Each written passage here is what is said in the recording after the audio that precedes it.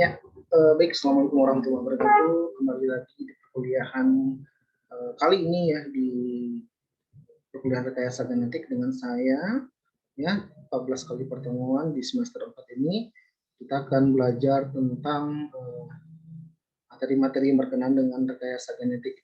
Hari ini di pertemuan pertama kita akan membahas tentang kontrak belajar, pengenalan RKS dan sedikit mengenal tentang GMO.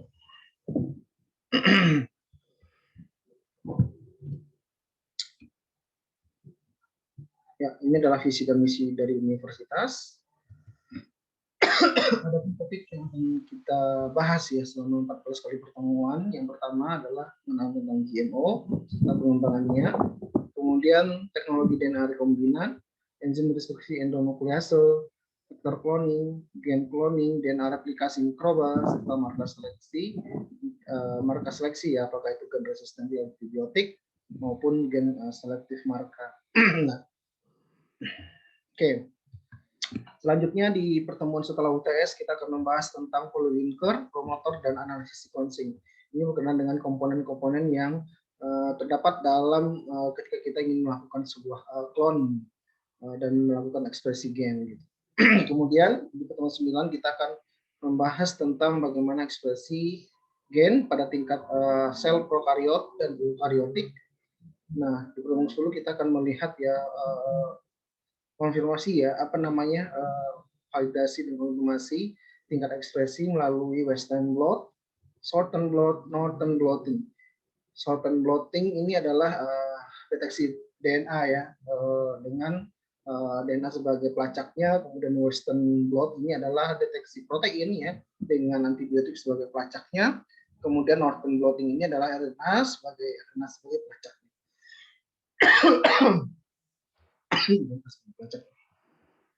Oke, selanjutnya di pertemuan 11 dan 12 ya. Ini ada satu subbab ya yang sama, namun ada beberapa pembahasan ya, di mana kita akan membahas tentang DNA polymorphism ya. Ini adalah bagaimana kita melakukan sebuah analisis kekerabatan ya dari sebuah organisme ya. Mungkin di sini di pertemuan polimorfisme pertama kita akan membahas tentang apa itu RAPD, SNP ya, single nucleotide polymorphism, kemudian ada RFLP ya, kemudian DNA barcoding dan lain sebagainya. Ini salah satu metode yang banyak yang umum digunakan ketika kita menganalisis suatu sebaran ya atau kerabatan dari suatu organisme. Kemudian di pertemuan ke-13 kita akan membahas tentang metabarcoding dan metagenomic. Ya, ini adalah salah satu analisis konsorsia ya mikroorganisme yang ada di lingkungan ya dengan cara kita mengambil sampel lingkungan. Kemudian ada, nah ini adalah teknologi terbaru di bidang rekayasa yaitu genome editing dengan teknologi CRISPR-Cas9. Nah ini salah satu yang sedang marak ya, sedang lagi hitsnya saat ini. Dan tahun 2020 lalu penemunya ya baru dinobatkan mendapatkan Nobel tentang CRISPR-Cas9. Oke. Ini adalah kemampuan akhir yang harus diharapkan ya setelah mengikuti perkuliahan rekayasa genetik. Anda dapat menjelaskan apa itu tentang GMO, kemudian bagaimana metode DNA rekombinan, macam-macam faktor yang digunakan dalam proses cloning, yang digunakan dalam proses ekspresi gen ya. Kemudian mahasiswa dapat memanfaatkan mikroba dalam rekayasa. Kenapa mikroba yang lebih banyak digunakan dalam rekayasa? Menjelaskan tingkat ekspresi gen pada sel eukariota dan prokariota ya. Kemudian menjelaskan tipe-tipe analisis polimorfisme DNA ya dari organisme. Nah, ini adalah bobot penilaian untuk mata kuliah rekayasa genetik ya. Untuk forum diskusi saya kasih 5%, UTS dan UAS bobotnya lebih tinggi ya. UTS itu 25%, UAS 30%, kuis 10%, tugas 15%, dan praktikum 15%. Nah, ini adalah tertib selama perkuliahan berlangsung ya. Sinkronus itu atau tatap daring ya. dilaksanakan di pertemuan ganjil 1, 3, 5, 7, 9, 11 dan 13, sedangkan pertemuan asinkronus itu di pertemuan genap ya 2, 4, 6, 8, 10, 12 dan 14. Oke.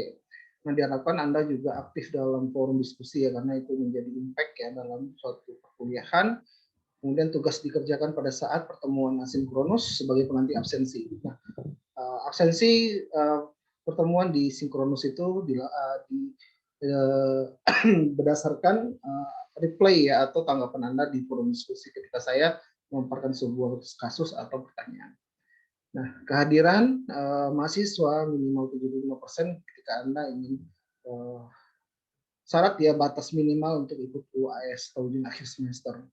Nah, karena saya ingin kuliah daringnya itu on kamera, jadi saya harap berpakaian sopan ya dan dilarang untuk mencontek atau memiliki jawaban yang sama dengan temannya yang lain karena dua-duanya akan mendapat nilai E. Oke.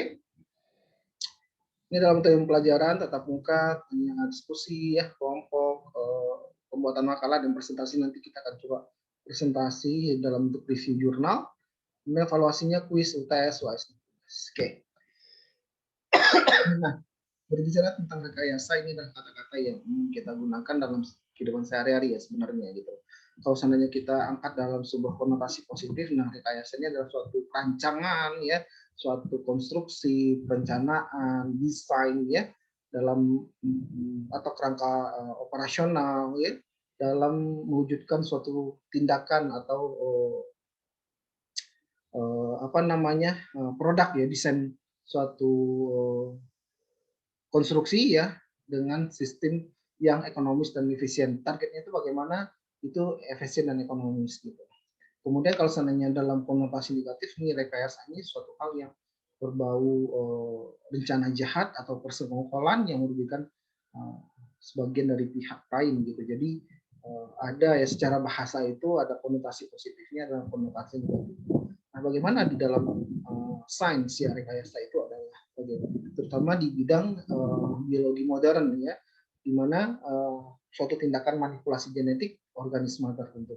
Artinya kita melakukan manipulasi di sini merubah genetik dari suatu organisme dari tentu perubahan itu dari sebelum dan sesudah itu berbeda sifatnya.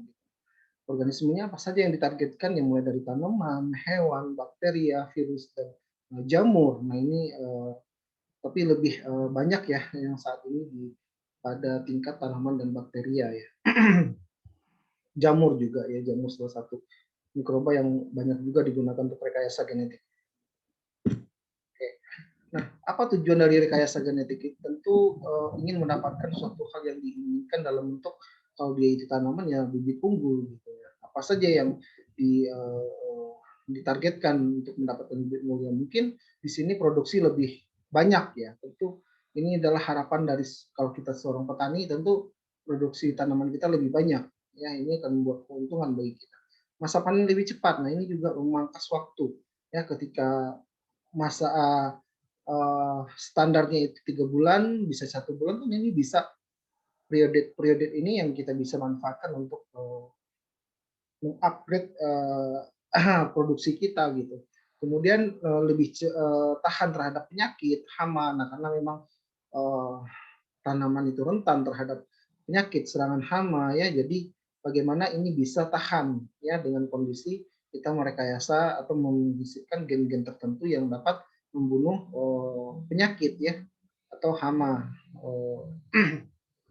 Kemudian kandungan nutrisi lebih tinggi. Nah, ini juga menjadi target bagaimana yang pada dasarnya tanaman yang tidak mengandung vitamin, kita sisipkan gen yang membawa vitamin ya, tentu ini akan lebih bernilai ya, ada value tambahan dari tanaman tersebut. Nah, begitu juga dengan bakteria, jamur dan lain sebagainya. Tentu harapan-harapan dari seseorang itu mendapatkan produk yang lebih baik dan unggul itu dengan teknologi rekayasa genetik. Bicara tentang produk dari teknologi rekayasa genetik yaitu adalah GMO. Apa itu GMO? Kita dapat bisa nggak membedakan organisme hasil rekayasa genetik dengan organisme yang direkayasa genetik? Ya, ini ada sebuah persepsi yang dapat dikatakan, oh itu sama gitu. Itu adalah sesuatu hal yang disengaja, ya. Tetapi kita dapat melihat, terkadang kita melihat suatu hal yang aneh gitu, misalkan jagung berwarna-warni. Ini hasil rekayasa genetik atau tidak? Gitu. Kok ada jagung seperti ini? Padahal ini adalah ada sebuah varietas jagung yang seperti ini. Gitu. Jadi jangan beranggapan bahwasanya sesuatu hal yang belum pernah kita lihat, ya ternyata itu adalah GMO gitu, bukan. Kita harus pastikan lagi informasinya bagaimana. Apakah ini suatu varietas yang sudah dikembangkan sebelumnya, cuman belum kita pernah lihat sebelumnya. Atau memang ini hasil rekayasa genetik persilangan secara alami gitu, bukan secara sengaja ya. Di sini unsurnya disengaja atau tidak disengaja. Oke, kalau kita lihat ya, berbicara tentang manipulasi artinya ada yang berubah di sini. Manipulasi berarti ada perubahan yang dibentuk. Nah, itu berdasarkan sengaja dan tidak disengaja ya, di mana kita lihat terjadinya perubahan genetik. Kalau secara tidak disengaja banyak ya. Mutasi itu adalah suatu perubahan genetik juga. Ya. Rekayasa genetik kan maksudnya. Di sini mutasi alami ya, dengan ada tekanan dari lingkungan ya, sehingga sel itu berusaha untuk beradaptasi. Kemudian fisikal ya, radiasi, kimia, paparan radioaktif misalkan gitu, paparan senyawa kimia tertentu yang membuat mutasi pada sel. Nah, bisa kan banyak terjadi di dunia gitu. Kemudian seksual reproduksi ini salah satu juga rekayasa genetik ya. Terjadinya perubahan genetik produknya. Kita adalah produk dari rekayasa genetik dari orang tua kita gitu. Ya kan? Kemudian aseksual reproduksi juga salah satu bagaimana produknya juga menghasilkan perubahan genetik. Nah, di sini adalah suatu hal yang dengan unsur ketidaksengajaan ya. Artinya di sini kita tidak dapat memprediksi hasil, ya, tidak dapat memprediksi hasil dari apa yang kita inginkan gitu ya. Apa yang terjadi ya itulah gitu. Kemudian rekayasa genetik secara teknis kita melakukannya, kita menargetkannya, kita tahu apa yang kita rekayasa, apa yang kita rubah. Berarti kita di sini tahu produknya, jenisnya. Nah, ini bedanya dengan sengaja yang tidak disengaja. Oke, ini beberapa istilah yang ada dalam rekayasa genetik ya. Ada transgenik, ada cisgenik, ada subgenik. Ini trans artinya perpindahan dari satu spesies ke kerabatan spesies yang berbeda ya, yang tidak berkerabat dekat. Misalkan gen dari bakteri yang kita pindahkan ke tanaman. Nah, ini kan secara taksonomi ini kan sangat jauh sekali gitu.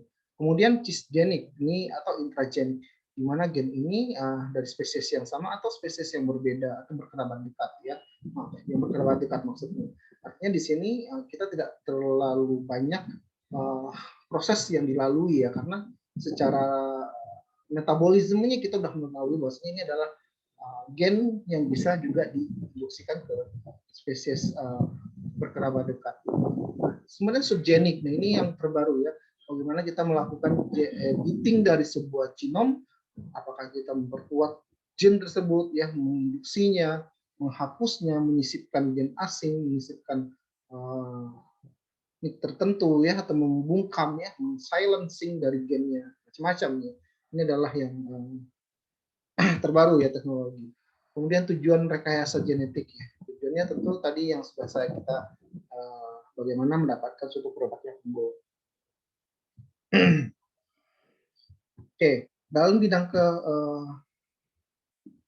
tadi tujuan di bidang pertanian ya, di bidang pangan ya, ini di bidang kesehatan ya. Tentu di sini kita mendapatkan suatu produk yang lebih produksi lebih banyak tentunya, produksi lebih banyak ya. Salah satu contohnya adalah insulin. Nah, kita tahu bahwasanya insulin ini dihasilkan dari sel pankreas ya, mamalia gitu. Kita tahu bahwasanya kebutuhan akan insulin bagi penderita diabetes itu sangat sangat tinggi, sangat besar gitu. Kalau seandainya kita andalkan produksi dari sel pankreas saja, mungkin dunia ini tidak bisa mendistribusikan insulin. Kan orang banyak kasus banyak kasus meninggalnya orang karena diabetes ya, karena tidak ada insulin, asupan insulin dari luar. kita tahu bahwasanya tubuh kita juga menghasil insulin ya, sel pankreas kita, tapi dalam jumlah yang terbatas ya. Dia hanya bisa menetralisir gula darah bagi orang-orang yang tentu secara metabolismenya masih bagus ya, tidak ada unsur genetik penyakit diabetes ya. Nah, bagi orang yang penderita diabetes tentu ini menjadi kewalahan dia mengontrol gula darahnya karena insulinnya tidak bisa menetralisir asupan gula darah tadi gitu. Makanya harus disupport dari luar gitu. Nah, makanya saat ini teknologi rekayasa sangat membantu proses produksi insulin ini di luar sel pankreas, yaitu dengan memanfaatkan bakteri yaitu E. coli ya. E. coli, kita tahu bahwasanya E. coli ini adalah bakteri yang sangat-sangat baik sekali ya, baik sekali dalam proses produksinya lebih cepat, mudah dipelajari genetiknya gitu. Kita tahu bahwasanya masa pembelahan biner dari waktu retensi dari bakteri ini bisa 15 menit itu membelah 2/4 N gitu.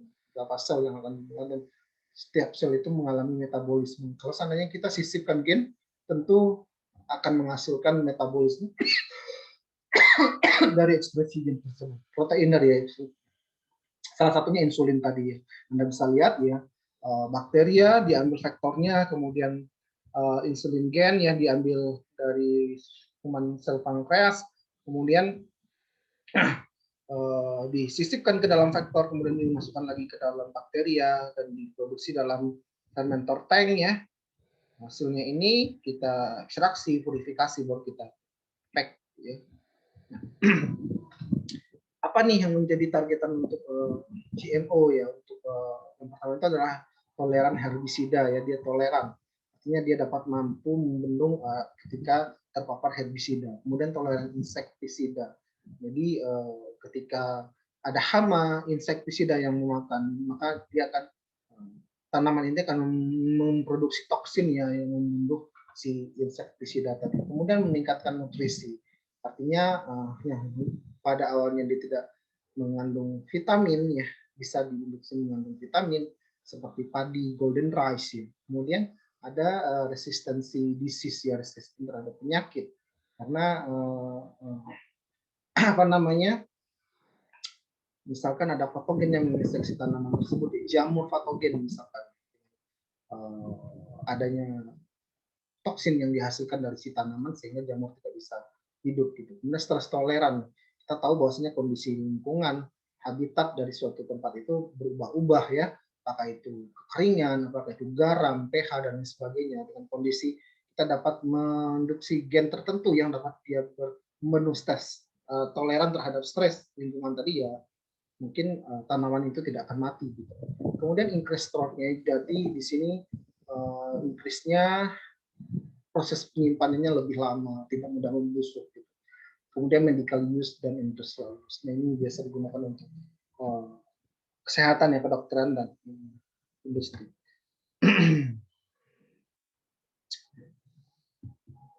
Oke, nah ini pada hewan tentu kalau seandainya kita melakukan ingin menghasilkan sebuah produk GMO, tentu banyak rentetan step yang harus kita lewati ya, mulai dari perencanaan di laboratorium, kemudian uji pilot plan scale lab ya, pilot plan, baru industri ya, banyak hal yang perlu. Kalau seandainya itu tanaman tentu ada uji FUT, LUT ya, baru nanti pengajuan dokumen, pengambilan sampel oleh BPOM ya, izin rilis dan segala macam. Ini sangat-sangat butuh waktu yang lama ya, bisa sampai 5 sampai 10 tahun ya. Kalau seandainya kita ingin merilis sebuah tanaman itu bisa diterima ya, tanaman transgen itu bisa. Nah, ini salah satunya kalau seandainya kita lihat gen yang fluorescence dari ubur-ubur diinduksi ke dalam mencit sehingga si mencit dapat berpenda. Ini salah satu percobaan ya. Kita kadang tidak tahu suatu hal yang kita tonton saat ini, suatu hal yang mustahil ternyata bisa dilaksanakan di yang akan datang gitu. Teknologi seperti itu kadang orang berpikiran ide-ide gila itu bisa dicetus sangat-sangat membentuk ya perkembangan teknologi untuk masa depan. Nah, pada tanaman di sini kita lihat bahwasanya tanaman yang buah di sini katakanlah apel yang kita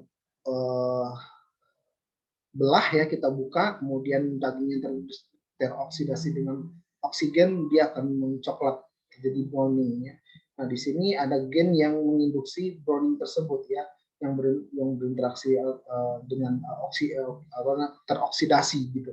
Nah, kita dapat men-silence ya, atau membungkam gen tersebut sehingga dia tidak terjadi proses browningnya. Makanya teknologi ini sangat berguna ya dalam sebuah kualitas sebuah produk. Begitu juga dengan jagung, kapas, nih kapas BT ini salah satunya ya. Kalau seandainya kita lihat kapas itu rentan banget dengan hama penggerek ya, bolong-bolong dan sebagainya. Jadi kualitas kapas jadi tidak bagus. Kemudian, nah ini salah satunya dengan teknologi RNA interference ya, interference RNA. Di sini bagaimana kita memblocking atau silence suatu gen yang berperan dalam post transkripsi dari suatu gen ya, dari suatu di mana kita menginduksi double stranded RNA ke dalam sel target sehingga RNA tersebut menempel pada sekuen mRNA yang memicu dan memicu terdegradasinya protein tersebut. Nah, ini salah satu yang umum digunakan untuk tanaman pangan yaitu BT ya, Bacillus thuringiensis, di mana dia induksikan gen CRE ya, gen CRE atau protein CRE ya, atau beta endotoxin yang dihasilkan oleh Bacillus thuringiensis, di mana protein ini hanya bisa aktif pada kondisi basah. Kita tahu bahwasanya lambung dari insektisida atau ulat itu adalah basah ya. Kemudian kita tahu bahwasanya protein ini sangat rentan ya, atau dapat membunuh kelompok dari Lepidoptera ya, ini adalah kupu-kupu ya, dari kupu-kupu atau hewan pengerek. Nah, kenapa dibilang bahwasanya dia membunuh insektisida tapi dia tidak ham atau tidak berbahaya bagi manusia? Nah, dikarenakan bahwasanya CRE protein ini ya, atau CRE1 kah, 2, CRE3, CRE4 ya, semacam ya, CRE ini sampai 9 kalau nggak salah saya. Jadi dia itu hanya bisa aktif dalam kondisi batas yang pertama.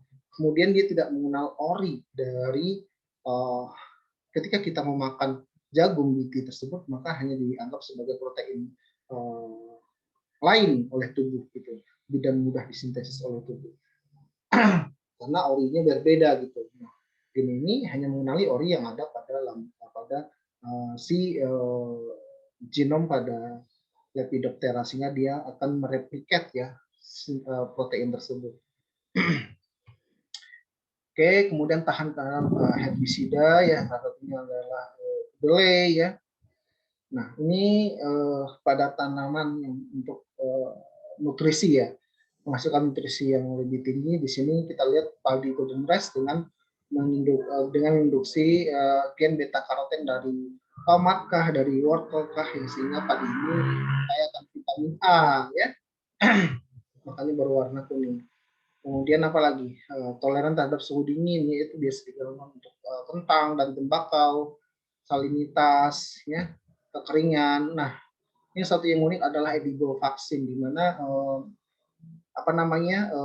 tanaman yang sudah membawa vaksin ya. Jadi vaksin itu tidak lagi diinjeksi melalui suntik, tapi cukup mengonsumsi tanaman yang sudah membawa vaksin tersebut. Bagaimana teknologinya ya, sama halnya dengan kita menginduksi gen-gen yang lain ya. Kita juga mengambil DNA ya dari bakteri ya, kemudian juga yang sudah membawa vaksin ya. Kemudian kita transformasikan ke dalam sel tanaman dengan bantuan agrobakterium ya. Kemudian kita kultur dalam media pertumbuhan tanaman dengan teknologi kultur jaringan ya, kalusnya tumbuh dan segala macam. Ini sehingga katakanlah ini adalah kentang ya yang membawa vaksin. Ini adalah pro dan kontra untuk tanaman terhadap produk GMO ya, banyak ya, karena kita bisa menilai ya, masyarakat itu masih ada yang menganggap ini sesuatu hal yang berbahaya atau dilarang gitu, karena merubah suatu hal harfiahnya ya, ciptaan Tuhan ya. Tapi kan ini kita dapat beranggapan bahwasanya kalau ilmu itu kan boleh di-upgrade ya, kalau ilmu bukan berarti kita melanggar sebuah ciptaan Tuhan. Nah, dari sosial agama sumber genetik yang diharamkan, kemudian larang memakan produk hewan. Nah, ini ada beberapa agama yang menganggap ya misalkan kita tidak tahu gen apa yang diinduksi. Misalkan gen DNA babi, nah ini tentu haram bagi umat Islam gitu. Kemudian larang memakan produk hewan ini bagi umat Hindu tentu juga dilarang. Kemudian etik dan estetik. Kita tahu bahwasanya gen dari bakteria. Orang berpikiran bakteri, oh E. coli, dari kolon, dari feses. Kemudian ini menjijikan, suatu hal menjijikan gitu. Kemudian merubah sifat yang aslinya ini juga melanggar kodrat ya istilahnya seperti itu. Kemudian toksisitas, ini dari bidang kesehatan itu potensi toksisitas. Oh takutnya ini toksik. Kemudian potensi alergen. Kita tahu bahwasanya tanaman alami juga natif plant juga bisa alergen kan tergantung bagaimana tubuh sintesis dari protein tadi.